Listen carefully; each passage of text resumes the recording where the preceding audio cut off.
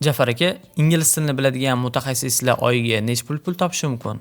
Xitoy tilini biladigan mutaxassislarchi? Hozirgi kunda shu yoshlar ingliz tiliga qiziqadi, ingliz tilini o'rgangandan keyin yaxshi ish topaman deb o'ylashyapti. Lekin Xitoy tilining imkoniyatlari bundan ham ko'p hisoblanadi. Ingliz tilini biladigan mutaxassislar hozir turli sohalarda ishlashi mumkin. Aytaylik, turizm sohasi, marketing, menejer sifatida, logistika sohasida ishlashi mumkin, lekin $700 dan $1000 gacha daromad qilishadi. Hozirgi kunda yurtimizga shu 3 minglab xitoylik kirib kelayotgani uchun ularga ishchi kuch kerak.